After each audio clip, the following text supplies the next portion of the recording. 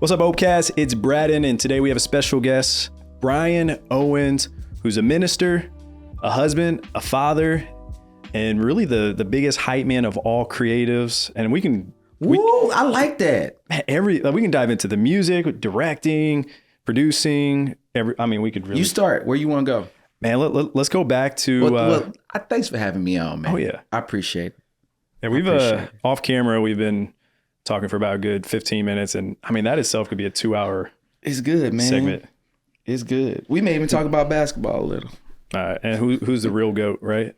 No, man, we not go. Stop, man. We not go. Well, he graduated high school in a certain year, so he may cheer for a certain person over another. I'm also from Illinois, so I watch WGN go round up.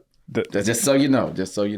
There we go. Well, so you grew up in Illinois. Let's talk about that upbringing. People know you for what you do now, but what inspired you growing up to get into the music, being an entrepreneur, community leader, advocate? Honestly, man, I don't know. Like growing up, I wanted to be a basketball player. And so my whole life, probably into my senior year, the summer before my senior year of high school, was all about basketball.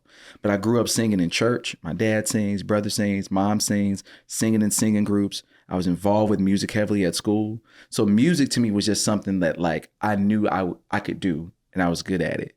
I didn't think about doing it professionally until I had to get a job in high school. Mm-hmm. And it was like, okay, I can gig, do party band stuff in St. Louis, or I can work at Steak and Shake. And so, needless to say, I chose gigging. And at what age was this? Bro, I was like 16. So how was gigging at that time? Like, how did you get in? Did you go into the church? Actually, someone who went to our church, she was like my big sister. She was also in the Air Force Band, which I inevitably ended up doing too. She was a regular in the party band circuit here with a band called Galaxy, which was a pretty big, party band, weddings, graduations, just special events. And so she was like, well, why don't you come over and audition? And I was like 15 at that time. So I went over and auditioned and they were like, okay, yeah, I think we can use you.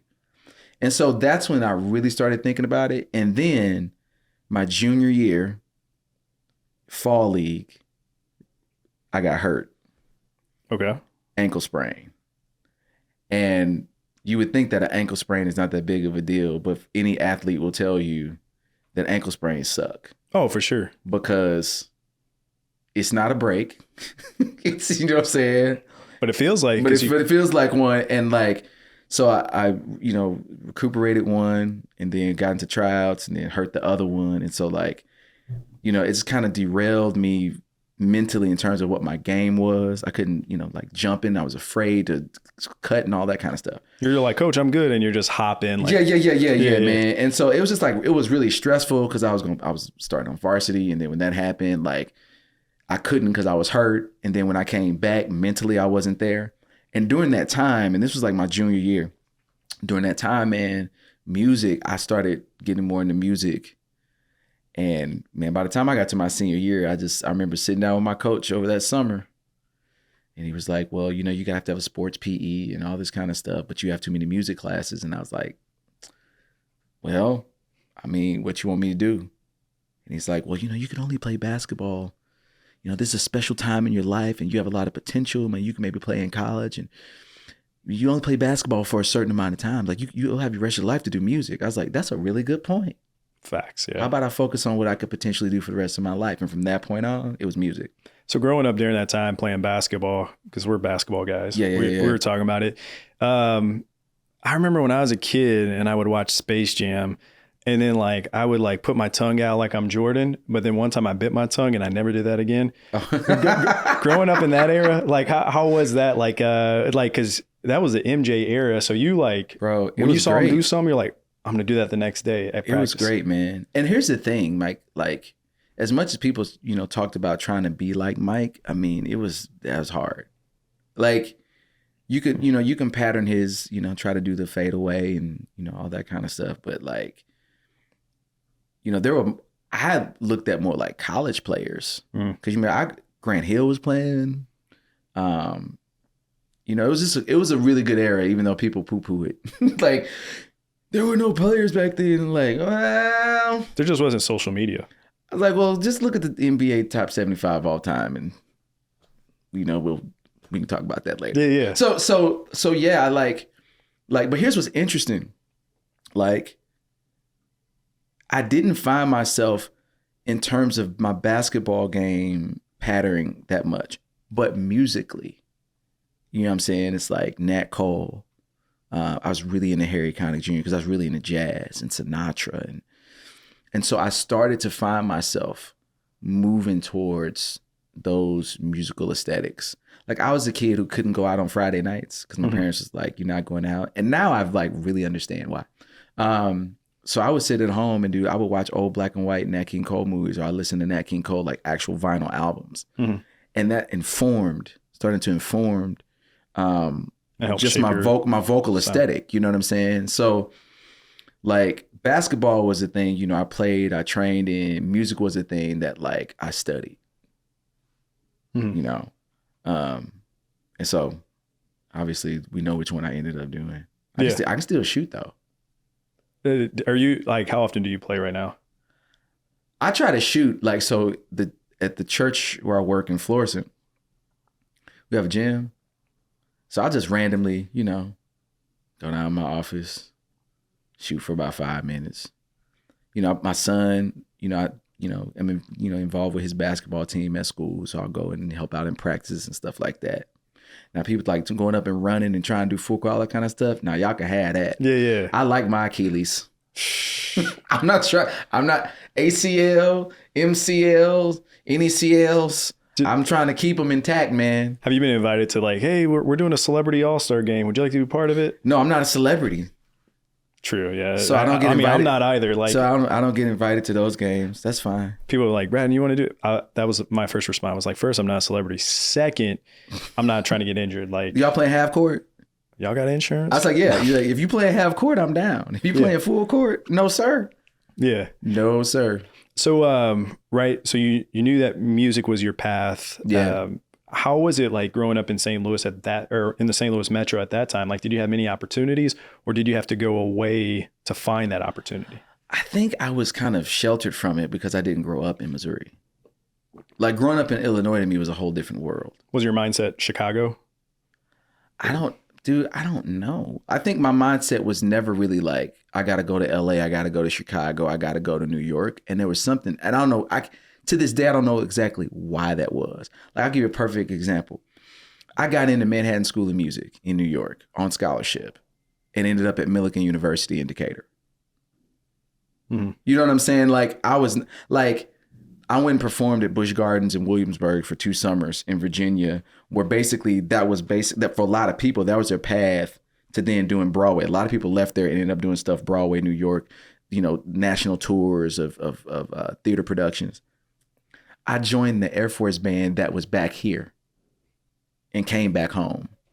I think I've always just been providentially inclined towards being in this city. And I didn't necessarily understand. At the time, it wasn't a thing where I'm like, I'm meant to be here. But it was like, for me, leaving was never the thing that was going to make or break my career. So that was never in my mindset. So I think that changed how I thought about, like, I never looked at like all my opportunities are going to be outside of here. It was kind of like, my opportunities are going to be wherever God places them. And since I'm here, my opportunities are going to have to come from here.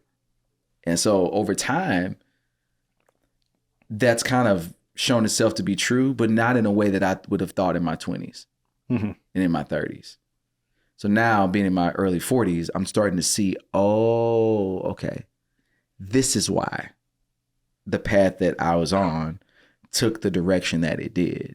It's so that I could, you know, the things that I'm doing now in like, you know, building out infrastructure for young creatives that I work with and shifting mentality around the kind of models that you can use as a creative to generate revenue to help your community. Like, those kinds of things, like, for me, they couldn't sit in the same brain space as, let me make as much money as I can, go off, be famous and tour, and then come back and help my community. Yeah. Because I don't know if that was the case that I would have done that. Have you ever toured? Oh yeah. Oh, you did with the, was it the Air Force? I mean, I toured with the Air Force band. Gotcha. I toured on my own. Mm-hmm. You have a show I was in Japan in April coming up? I got a show. I have a show in May at the Sheldon, and then I have a show with my dad when we're launching out our father's brand, Duets with Dad, officially. So I mean, like the stuff that I'm getting to do, man, I'm like, I feel like I'm just old enough, just young enough. It's like I'm just old enough to do things that help other people be established, helping them with wisdom and knowledge and resources. But I'm just young enough to still, walk into the marketplace and have some time to be able to build out something. And plus, you don't look like your age at all. No, I don't. Like I thought he was like a year older than me. And if you're watching it, maybe y'all know how old I am. But man, I mean, that's impressive. First off, I mean, 8 kids. You've been with your wife 20 years. 20 years. Been together 22 years. And man, this guy has no wrinkles. No, man. I'm telling you, and taking care of yourself. That's why I'm learning. I don't just eat anything. I've had to learn that. Mm-hmm. I try to work out and stay hydrated, and really, man, I don't have, I'm not going to say I don't have stress in my life, but my perception of the stress that's in my life is that it's not worth, stressing over. Mm-hmm. Now, how is it balancing, family life? Because, like we were talking about, you're a minister, you're a father, husband, and plus you're helping and mentoring a lot of other individuals. How are you able to balance that? I don't. Here's a principle. I don't even know if it really is true, but it sounds good and works for me. And a lot of it is semantics. I don't use the word balance because when you talk about balance, I think about scales. And when you think about scales being balanced, it's like equal.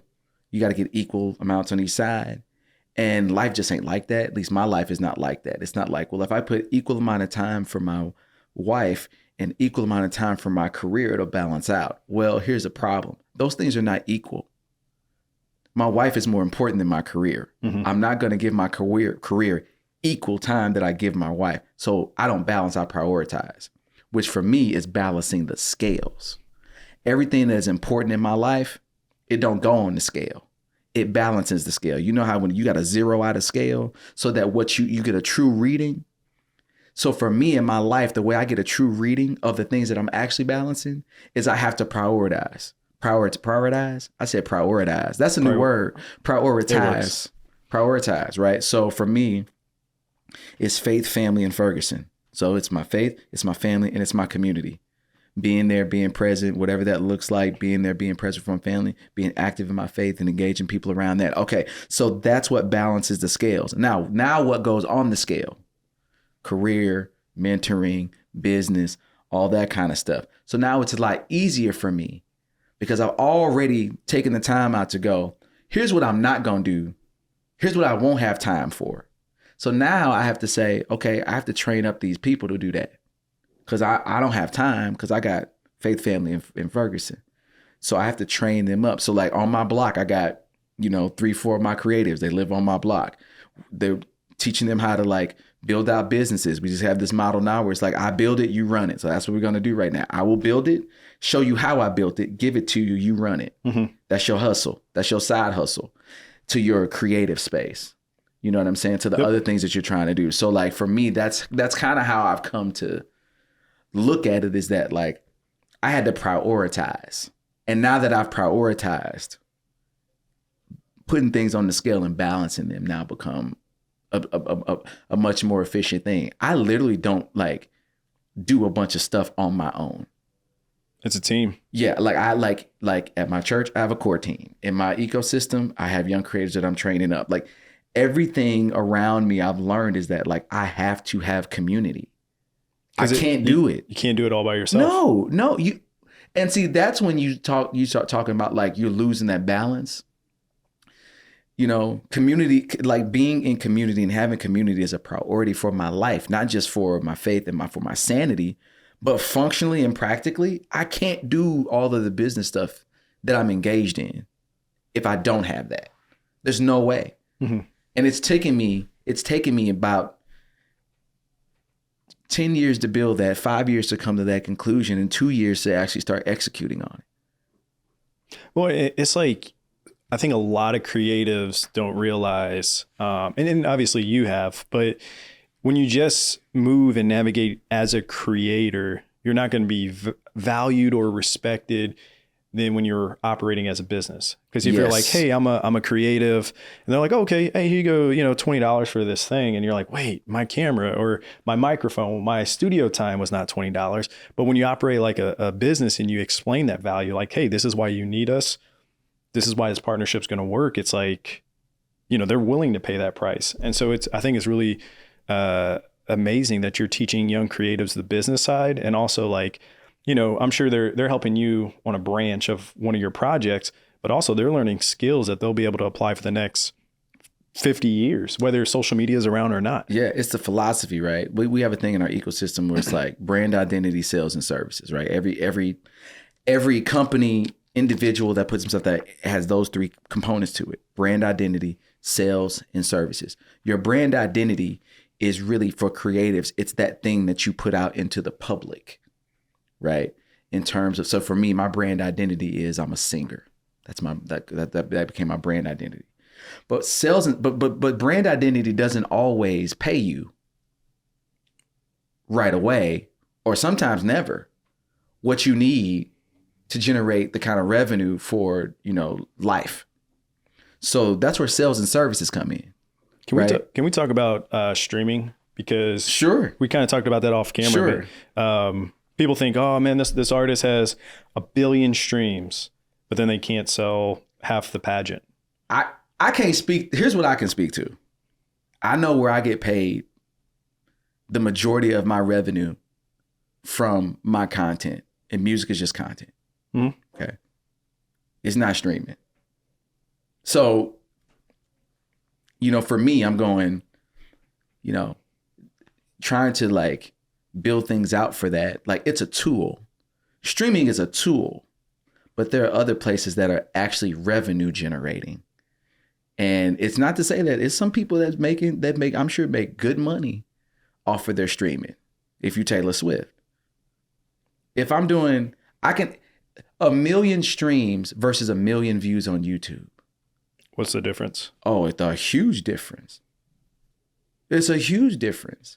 Now, and all you experts out there, please check me on this, because I don't, but I know what 1.7 million views a month on YouTube is financially. I can only imagine what 1.7 streams is. Probably 100th, if that. You know what I'm saying? 1,000th? You know what I'm saying? So I'm just doing the math, and I'm going, okay, I can invest a lot of what I do into streaming, or I can develop content. I'd rather develop the content and place it in places where I can partner with and take advantage of things like ad revenue, sponsorships, underwritings. Like, those things are still a very real thing, because people still need to advertise. Mm-hmm. People still want, surrogates, right? That's what influencers are, surrogates, right? You walk businesses and other places into spaces that they want to be in, as a trusted individual. Yep. So I would rather focus on that. Now, speaking about being a trusted individual, one of the legs that you mentioned was Ferguson. Yes. And so why has Ferguson been basically at the one of the forefronts? Is that the right way to say it? One of the things that you have focused on. Mm-hmm. You live there. Mm-hmm. You're growing, or you're raising your family there. Mm-hmm. You're building the team of creatives. Mm-hmm. Why Ferguson? Why not? No, I love Ferguson, Kathy's Kitchen. Yeah, all the good food and all that. Shout out, Kathy. This is for those who, maybe they had that Jenkins negative family, love them. Ferguson, that's where I live, and I don't have a reason to leave. Like, I would love to come up with something that's, much more philosophical, but it's just like, I didn't have a reason to leave, and I don't have a reason to leave right now. So I want to bloom and flourish wherever God plants me. And that looks like occupation.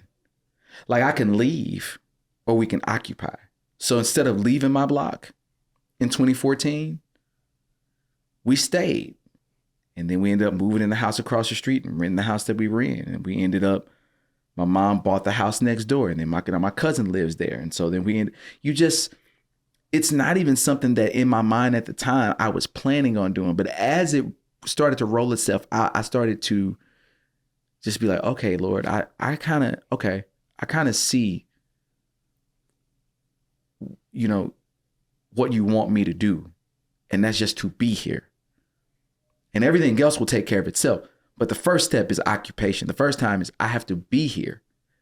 And so my kids are involved with the, Ferguson swim team, and they play for the school. We homeschool, but they play basketball for, one of the schools there. And, we have friends there. We want to support the businesses there, and Ferguson and Florissant, because I love both cities. Shout out to Handel's Restaurant, which is my favorite restaurant. I've heard a lot of great things about you gotta go. We need to go to Handel's. You're a foodie. We need to go to Handel's. What am I ordering? What do you like? Whatever the recommendation is. Salmon Power Bowl. You look a healthy dude. Salmon Power Bowl. Oh, health. Hey, man, you got to see thank you for thinking I eat healthy. Yeah. If you don't want to eat healthy, just get a burger. Oh, you said with the big steak fries. Do you right, man. So for me, like, it's like I didn't have a choice of growing up in Belleville. That's where I grew up. I have a choice of where I'm going to raise my family. Yep. And at this point, we've been there almost 20 years. And so we moved to Ferguson in 2006. So at this point, it's like, I love it. I mean, I love the functional integration that exists in Ferguson. And a lot of people probably don't get that. But I would tell them, come to a swim meet and you'll see exactly what I'm talking about. Facts. Come to a basketball game at Blessed Teresa Calcutta on a Friday. You'll know exactly what I'm talking about. Come to the 4th of July parade. You'll know exactly what I'm talking about. I would say for St. Louis, though, the overall metro, they always have to defend St. Louis whenever they go out of town. Like, oh yeah, I live in St. Louis. No, it's actually a really good place. And it's like, carry that same energy. Like when you're thinking about Ferguson and like how the people in Ferguson feel, like Ferguson is a great place, like you said, to raise a family, for sure. Like I live in South City. We have great areas and we have bad areas. Ferguson is the same. St. Charles, Chesterfield, there's good and bad. And it's just like, helping people see through that and understanding that like there are impactful people in the community like you that's looking and working to make a difference. I have roughly 10 miles of politics. Outside of that, it's like, okay. Because, you go out of town, you got to defend. I ain't got to defend nothing. Yeah. Like, I know who came from St. Louis, especially when we're talking about creatively and all this kind of stuff. I know what came from St. Louis. I know why you have rock and roll. I know who influenced jazz, heavily. Mm-hmm. R&B. Like there's something about the confluence of this river. There's something about a city. I always say that St. Louis is a beautiful contradiction that's seeking resolution. Right. And I think what I focus on is the beauty, not the contradiction. Because every city is a contradiction because it's got human beings in it. And human beings have a tendency to be self-centered and hypocritical and agenda-based. That's all of us. We all have that. But I think with the right help, we also have the capacity to be humble and to think of others. And so I also see a history in St. Louis of that. When I look back over time. And so I think it's time to use content and media and film and television and music to show a different narrative, whether people want to see it or not. Facts. Because it's true. Like I just want to make stuff that goes, hey, this is the city that I see. This is the one that I've researched. This is the one that I know. You accept it or you don't. Because here's the truth. As much as people may try to dog St. Louis and all this kind of stuff, how many of us, if we're really honest, everybody who is between the ages of, let's say, 30 and 45, you had your chance to leave. Why you back? You had your chance to go away. Why you here? You know what I'm saying? That man, I agree with you. You know what I'm saying? Like look, I had my opportunity to go. Why did I stay? And why do all of us stay? On some level, we focus on everybody who leave. Think about how many people stay. Think about how many people come in from other places, get a job, and end up staying here. And just end up staying here. Mm-hmm. Oh, yeah, man, I've been here for 30 years. I meet transplants all the time. You know what I'm saying? Yep. So as much as there are things that are going on, there's always this underlying beauty to the contradiction. And people, I think, by and large, experience a commitment to like, well, how do we resolve that? How do we resolve? And every generation is just trying to resolve that, which is why we don't leave, because we're trying to resolve it. I would say that until we focus on those things that had already been resolved and go back and see, well, how did y'all resolve that? And then carry that forward, as opposed to carrying forward the contradiction. We live in the contradiction. We don't live in the beauty. We look for the contradiction. We don't look for the beauty. Make content about the beauty, not the contradiction. One thing with you staying here throughout your career and being in Ferguson, you have this World of Chess series. Dude, the World Chess Hall of Fame music series has been in existence since the World Chess Hall of Fame. Yeah. So now I think that it's time in this media age, in this content social age, media, yeah, for people who are our age to be like, no, let's like really go out of our way to curate the experience of this city towards the beauty and not the contradiction. I mean, we have a music series that is so diverse. I mean, we have the classical series and then we have the contemporary series, right? I run the contemporary series. It's so diverse, bro. Like 1 week I'll have Dylan Trippett. The next week I'll have Emily Wallace. 1 week I'll be doing a show of, you know, stuff that was written in 1972 when as we celebrated, you know, Bobby Fischer and beating Boris Spassky. And then the next week you have Denise Times doing a Christmas show. It's St. Louis. The series is so St. Louis, man. When you think about the diversity, the gumbo that we are as a city. And I always use this analogy when people talk about St. Louis. And I'll say, you know, you're a foodie. Yep. You eat gumbo? If it's good. It's hard in St. Louis. If it's good, okay. To be real. Okay, well, let me tell you this. What's the most important part about gumbo? What is the most important ingredient in gumbo? Damn, I haven't had it in a minute. Is it the not the broth? No, it's not broth. You on the right track. The broth. What I can't think. It's the roux. The roux. Okay. The roux. The roux. Yep. The roux is the foundational and most important part of the gumbo. Have you ever had somebody eat some gumbo and go, man, that roux is amazing? No. Why?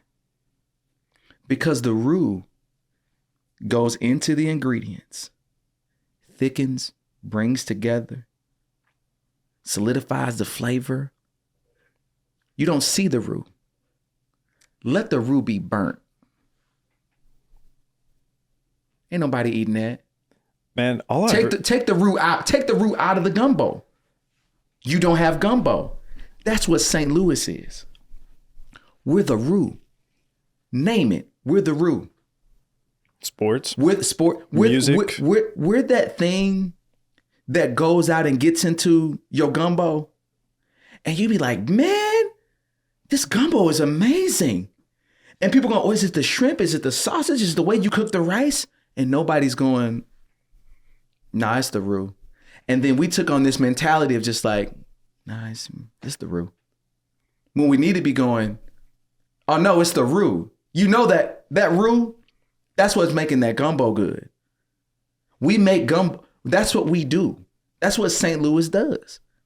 We take gumbo and make it, we give it that flavor. We give it that foundation. We give it that consistency, that pull togetherness, if you will. And we have to start owning that. And the only way we own that is to now start using the roux for our own gumbo. Because we've been using the roux for everybody else's gumbo for a long time. And that's cool. Now it's time. Let's use the roux for our gumbo.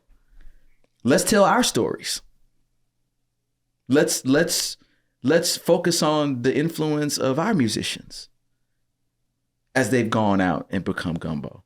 I mean, become rude in other and celebrate them too while they're here. Yeah, and celebrate them, man. This like that's why I love music at the intersection. You know what I'm saying? Because it's a community festival that is all about the celebration of the Rue. It's time to celebrate the Rue. I love that. You know what I'm saying? Like we talk about history and things that happen in history. And you go back and you look at St. Louis, man. There were some Rue moments, and I want to focus on the Rue moments. Man, that's perfect. Well, two things I like to do with each guest, and we like to talk about before the podcast ends. 3 dinner guests, dead or alive, that if you're there eating some gumbo, you're at a table, you're at a booth, it's you, 3 others, dead or alive. If you can have them join you, who would they be and why? And then after that, words of wisdom. Let's go. Jesus, Johnny Cash, and Marvin Gaye. Okay. And what are y'all talking about? Whatever he want to talk about. And here's what's interesting, though. The conversation would be more aligned than you would think. I think it would be a very interesting conversation. That's a